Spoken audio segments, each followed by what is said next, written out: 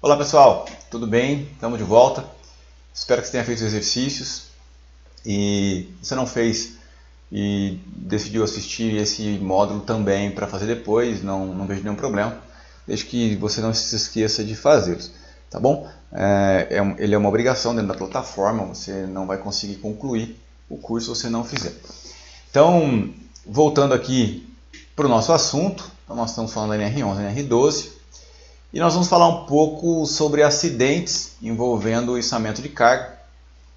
Eu quero aqui trazer um treinamento de uma forma um pouco diferente, que é trazer um caso real para que nós possamos conversar um pouco.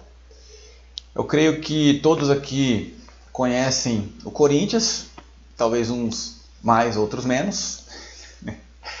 Não vou deixar para lá esse assunto, né, de time.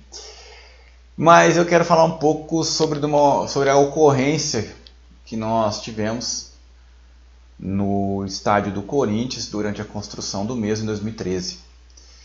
Então, no dia 27/11 de 2013, durante o içamento do trecho final da cobertura metálica, o guindaste caiu matando 2 funcionários, causando danos materiais e comprometendo o prazo de entrega do estádio, que ali no caso representaria, inclusive a abertura da Copa, e logo tornou-se um evento com visibilidade internacional. Então todo mundo começou a falar disso. Eu não sei se você sabe, mas nós estamos falando aqui do Corinthians, da Arena Corinthians, onde nós tivemos o óbito de 2 pessoas durante as obras. Nós tivemos acidentes fatais em quase todas as arenas que foram construídas no Brasil naquele período. E isso já é um ponto de reflexão para a gente pensar, a maneira que nós estamos fazendo nosso trabalho aqui no nosso país está correta?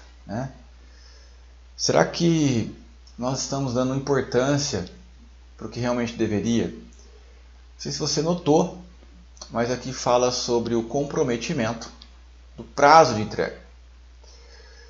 Todo o conteúdo que vai ser apresentado aqui nesse módulo com relação a essa ocorrência são informações de jornais confiáveis, de renome. Eu cito inclusive esses jornais aqui. Então, já dá para a gente perceber que assim, existe uma preocupação com o prazo.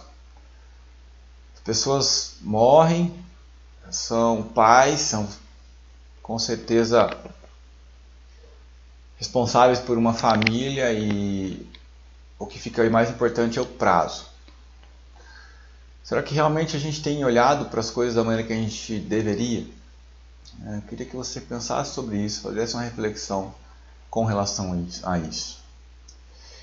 Mas dando sequência aqui, o guindaste Liebherr LR11 350, foi escolhido devido à sua alta capacidade de içamento e comprimento de lança, o que eliminaria a necessidade de um segundo guindaste, diminuindo pela metade os riscos operacionais. E foi esse então o projeto da equipe, foi assim que ela desenhou. E ótimo, que bom que isso foi considerado. Quem que era essa obra? A responsável dessa obra era o Odebrecht, e a dona do guindaste era a Locar.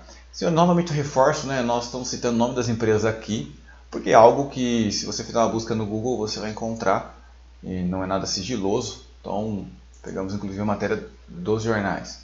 Tá? Então, só para deixar isso muito claro, existe um cuidado muito grande pela nossa empresa com esse tipo de informação, mas aqui é uma informação pública. Então, por isso nós tomamos a liberdade de usar esse case para a gente fazer uma reflexão aqui sobre içamento de materiais. Então, acidente na obra da Arena Corinthians deixa 2 mortos. O coordenador de defesa civil informa que 30% da área leste do estádio Itaquerão será interditado por 2 dias após o desastre que vitimou 2 funcionários. E mais uma vez a gente fala de datas aqui e de prazos. Uma estrutura metálica desabou na manhã desta quarta-feira. Então aqui mostra já imagens do local, tá? Então a peça lá que caiu no Itaquerão. no dia 27, né, cidade de São Paulo. Aqui mostra a região, né, então um estádio bastante grande, já estava quase sendo finalizado essa parte de içamento e aonde ocorreu, infelizmente, esse acidente. Nós temos aqui dados do guindaste, então aqui fala informações importantes como o fabricante, a lança principal, o jibe. Então aqui nós temos informações desse equipamento. Então, para a gente ter uma ideia, né? Só o contrapeso dele tinha 990 toneladas, né? Eu não sei se você, nas suas atividades, se depara com esse tipo de movimentação. Eu já tive algumas oportunidades de trabalhar com movimentação de carga. Eu já trabalhei em obras que nós tínhamos 11 guindastes trabalhando, né? Variava entre 7 e 11 guindastes. Então são atividades assim, altamente complexas, que demandam um planejamento muito grande, uma atenção muito grande da equipe. Não somente da equipe da área de segurança, não somente da área de segurança, mas de toda a equipe, né? De engenharia e por aí vai.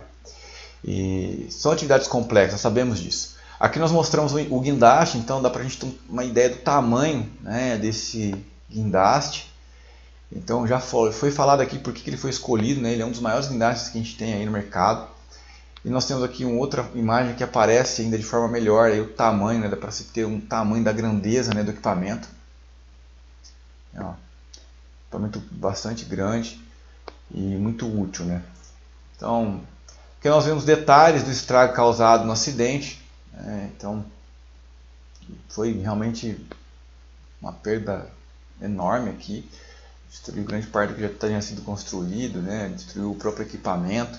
Aqui uma outra imagem, um pouco mais distante, tá? E aqui um aviso. Isso aqui é um aviso que saiu nos jornais também, né? Então, em respeito às famílias dos acidentados, estaremos de luto nos próximos 3 dias aí. Diretoria. Então, muito triste. Um acidente que matou aí 2 operadores, né? 2 funcionários das empresas, e que dá pra gente pensar um pouco, por que isso acontece? E aí é o ponto onde nós queremos chegar aqui. Por que acidentes com içamento de carga ocorrem? Aonde está o erro? Será que existe uma dificuldade na operação? Será que o problema é que as pessoas não são treinadas? Será que o problema é a necessidade de entregar no prazo? Então eu queria que você fizesse aí uma análise, né? E você respondesse isso. Por que nós temos tantos acidentes, ou por que nós temos acidentes envolvendo içamento de carga? Aonde está a causa raiz, né? Sempre que nós falamos de acidente, nós temos que entender que nunca é uma única causa. Muitas vezes a gente enxerga ali no momento uma causa direta, mas sempre existem fatores que são contribuintes para aquela ocorrência e que nos ajuda, através de causas diretas e fatores contribuintes, chegar numa causa raiz, que é o que realmente a gente precisa encontrar. Então eu quero, na sequência aqui, mostrar para vocês um pouco da investigação desse acidente, não feita por nós, mas novamente seguindo o que foi noticiado nesses jornais, como por exemplo aqui o portal G1. Tá? Então ali no ano seguinte, né, já alguns meses depois, 2014, estudo afasta solo como razão de acidente com guindaste no estádio. Eu, quando comecei a trabalhar com essa questão de movimentação de carga, eu imaginava que o maior número de acidentes ocorreria por um problema no equipamento, ou porque excederam a carga limite do equipamento.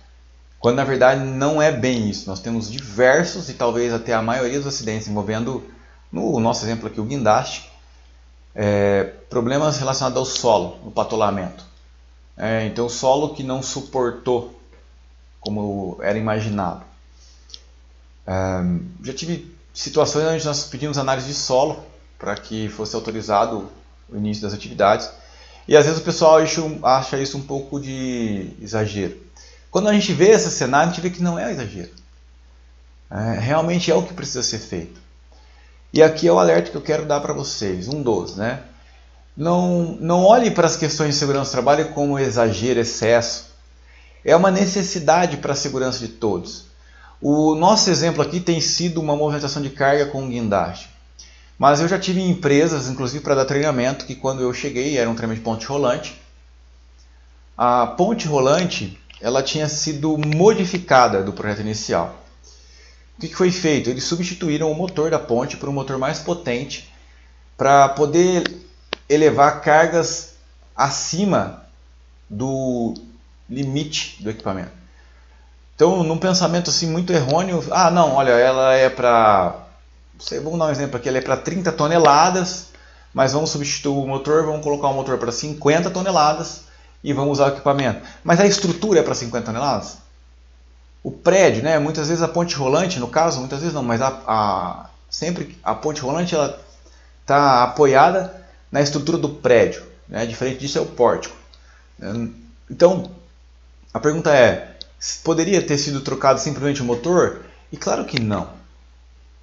Mas e no caso num equipamento menor? Eu tenho aqui um equipamento para 5 toneladas e eu vou pôr o motor para 7. E o fator de segurança? E o tal do 7 para 1? Não estou falando do jogo do Brasil não. Então, e os fatores de segurança? Cara, isso é fator de segurança, isso não é para ser usado. Então, precisamos entender claramente isso, a necessidade de se ter um trabalho de maneira segura.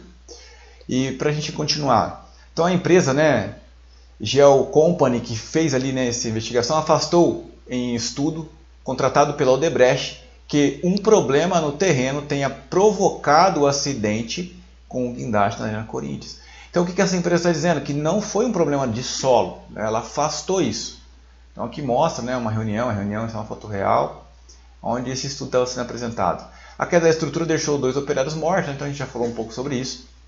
Então eu vou pegar e vou passar adiante e vou mostrar uma outra reportagem para vocês. Aqui também G1. E olha só a reportagem. Solo provocou queda do guindaste na Arena Corinthians. Percebe a contradição? Então, uma hora não é o solo, outra hora é o solo. Da onde vem essa informação? Diz o laudo, Diz o laudo, veículo tombou em novembro de 2013 e causou a morte de 2 operários. Com o laudo, o delegado decidirá se houve responsável pelo acidente. O laudo do Instituto de Criminalística aponta que o tombamento do guindaste na Arena Corinthians foi provocado pelo fundamento do solo. Peritos concluem que o guindaste não tinha problemas mecânicos e que o operador não errou. Não sei se vocês estão percebendo aqui, mas o que está acontecendo aqui é a palavra não é disputa, mas estão tentando achar aqui claramente, estão fazendo a caça das bruxas, que é algo que não se faz numa investigação de acidente. Claro que aqui diferente de uma indústria, claro que aqui diferente do que nós fazemos ali em acidentes mais do dia a dia, onde a investigação, a princípio, ela não tem como objetivo encontrar o culpado. É claro que aqui envolve a justiça e isso é diferente.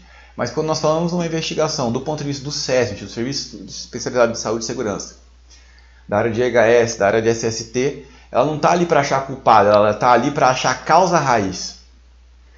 E é isso que eu queria mostrar aqui para vocês. Quando ocorrem os acidentes, nós precisamos colocar toda a nossa energia em fazer algo para que esse acidente não ocorra novamente. E não simplesmente achar o culpado, mas sim achar a causa raiz. Então, quando a gente vai chegando aqui no final desse case, desse caso aqui, dessa investigação, já em 2018 agora, pelo jornal Estado, ele fala que 2 engenheiros são condenados por um acidente que ocorreu na Arena Corinthians lá em 2013.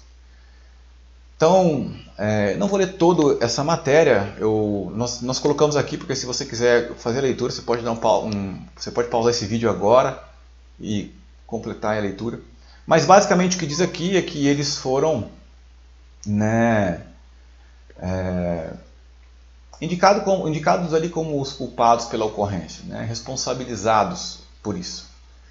E é claro que vão sofrer penalidades. Não vou entrar nesse mérito, não é nosso objetivo, mas o objetivo aqui é você e eu refletirmos um pouco sobre esse tipo de acidente. Nós somos prevencionistas, nós atuamos e trabalhamos para que acidentes não ocorram, mas eles ocorrem. E a pergunta é, por que esses acidentes ocorrem?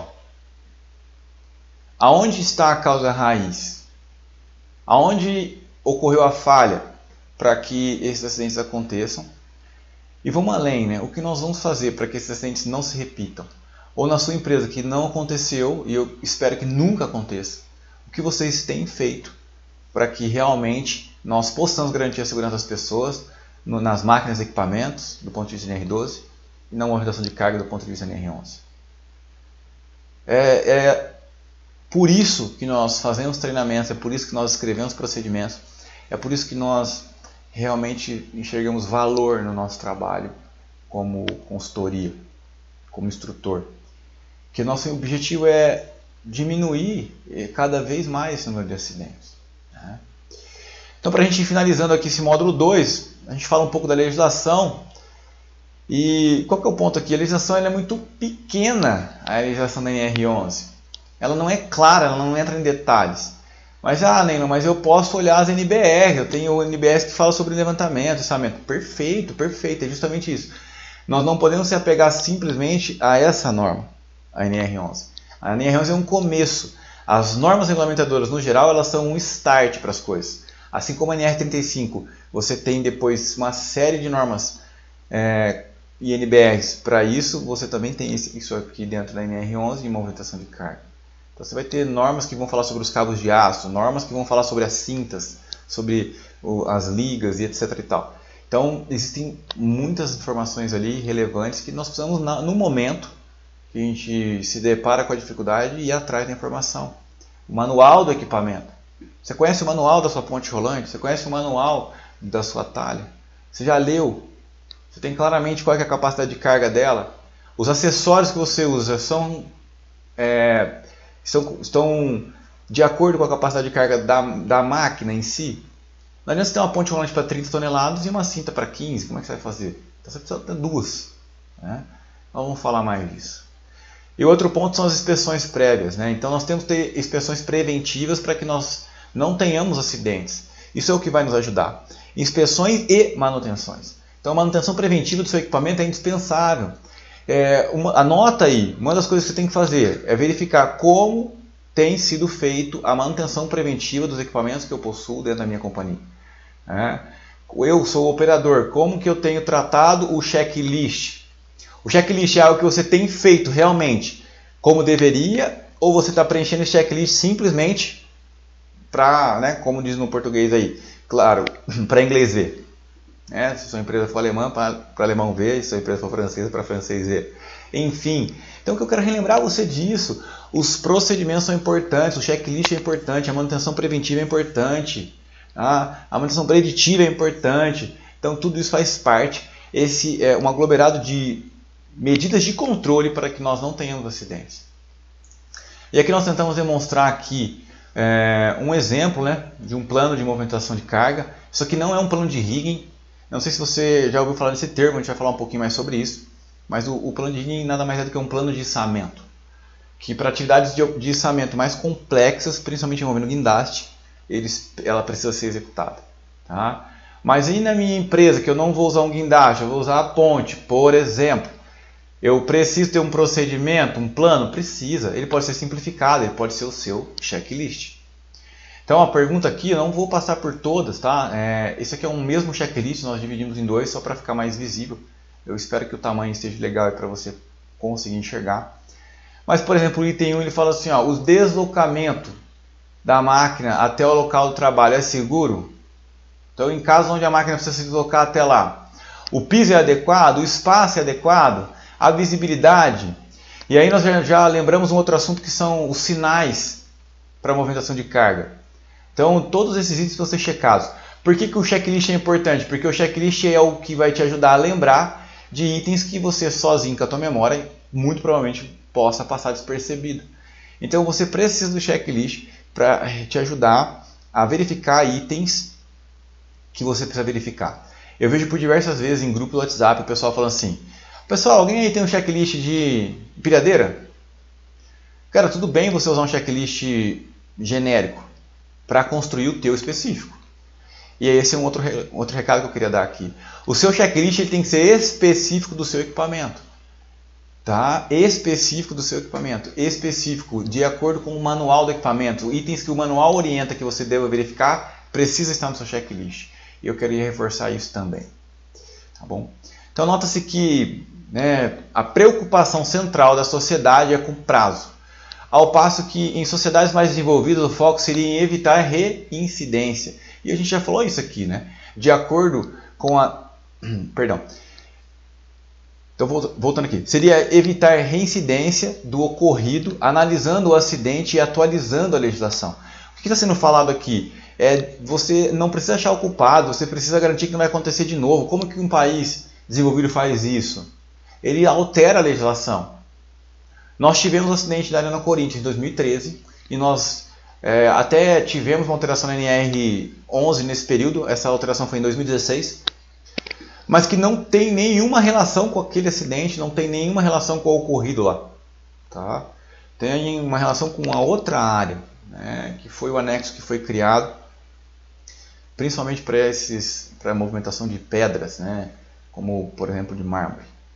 Relevante? Sim, relevante, com certeza foi uma necessidade. Mas o que mais nós estamos fazendo para que a gente garanta que nós não vamos continuar tendo acidentes, por exemplo, porque uma análise do solo não é feita? Entende?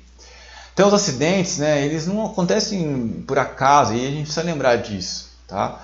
Os acidentes não são obra do acaso, tem causa que devem ser identificadas, analisadas e eliminadas. E nós temos uma oportunidade de fazer isso através dos itens que nós conversamos aqui. Checklist, aplicação de análise de risco, medidas de controle. Tá certo? Pessoal, é isso. Ficou aqui então o módulo 2.